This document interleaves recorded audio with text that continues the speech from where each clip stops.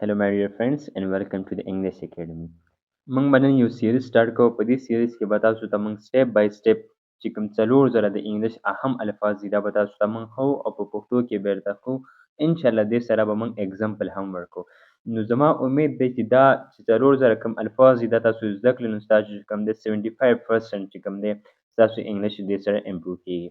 نو سټیپ بای سټیپ ویډیو به راسره ګورئ، سیریز به راسره فل ګورئ. انشاءالله امید دی چې ستا انګلیش به هم 75% د دې الفاظو په تھرو امپروو شي. راځئ ویډیو زموږ سره چې کوم اولنی الفاظ چې کوم دی هغه دی افریډ او افریډ وایي ویرېدلو ته. مثال په طور ډونټ بی افریډ مه یېرېږه. د یو څیز نه یا د یو څه نه ویرېدلو ته څه وایي؟ افریډ وایي. فار ایگزامپل آی ایم افریډ اف ډاګس، زه د سپو نه ویرېږم که نه، سم لایک دیټ. صحیح ده. چې یو څیز نه یېرېږي یا د یو څه نه یېرېږي نو هغه ته وایي افریډ. ښه، تاسو خو افریډ وپېژاندو. دې نه بعد به تاسو له موږ یو ټاسک درکوو او دا ټاسک تاسو د پریکټس لپاره دی چې په دې باندې تاسو پریکټس کوئ.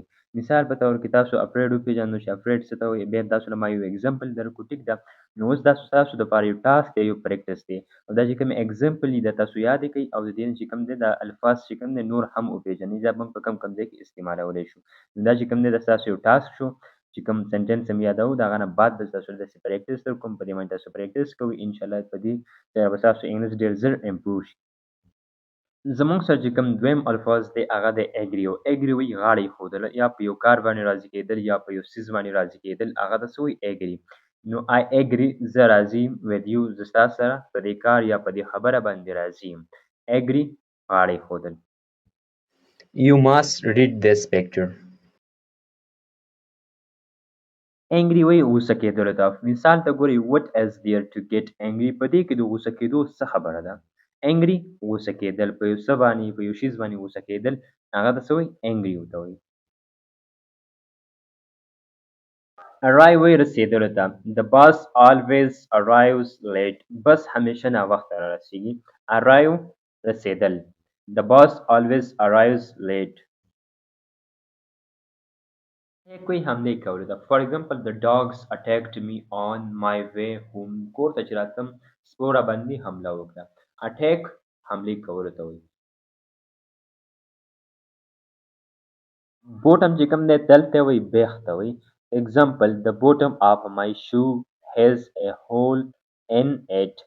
زما د پیزار په تل کې یو سوری دی. بوټم چې کوم دی دا تل ته وایي بیخ ته وایي. ټیک ده. شوز چې کوم دی شو دا یو ته وایي، یو بوټ ته وایي، او شوز چې کوم دی دا ډېرو ته وایي. صحیح دی. یو دوه یا د دوه نه سیوا. هول څه ته وایي؟ هول یو سوري ته وایي. څه ته وایي؟ سوری.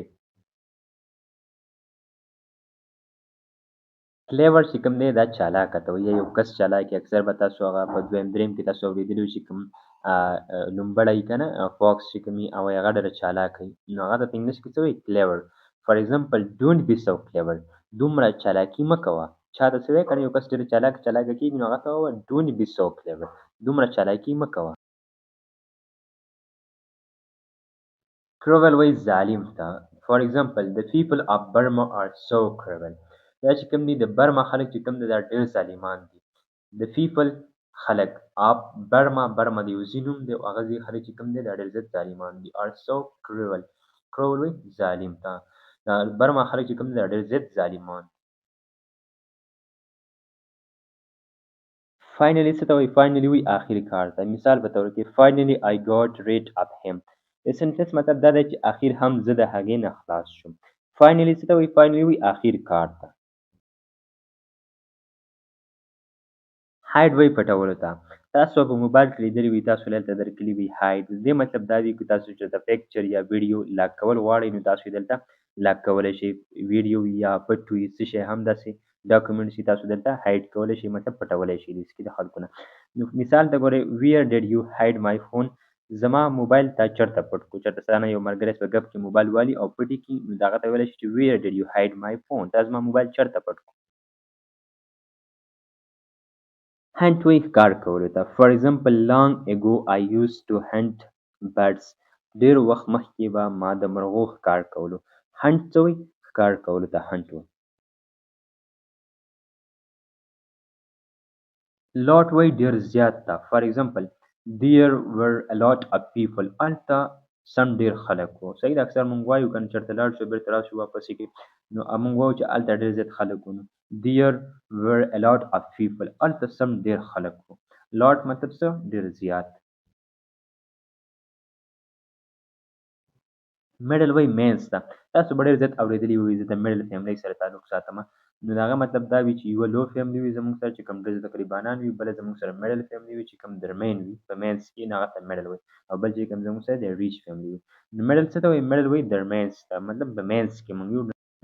سنټنس ته ګورئ our car broke down at the middle of the road. د سنټنس مطلب دا دی د سړک په منځ کې موږ ته موټر خراب شو یا ته موټرسایکل خراب شي نو داسې ویلی شي چې our car broke down at the middle of the road. که تاسو چېرته غواړئ چې خپل انګلیش امپروو کړئ او په ډیلی بیس باندې په روزانه بنیاد باندې تاسو د انګلیش ویډیو حاصلول غواړئ او هغه هم په پښتو کې، نو تاسو ته اول نه دا وایم چې دا چینل چې کوم دی دا ځان سره سبسکرایب کړئ، دا ویډیو سره لایک کړئ، د خپل دوستانو سره د خپل ماشومانو سره شیر کړئ چې هغوی دې نه انګلیش زده کړي سټیپ بای سټیپ. په اخره کې دا یو میسج درکول غواړم ځان هم خیال ساتئ او د نور هم خیال ساتئ. تھینک یو سو مچ. الله حافظ.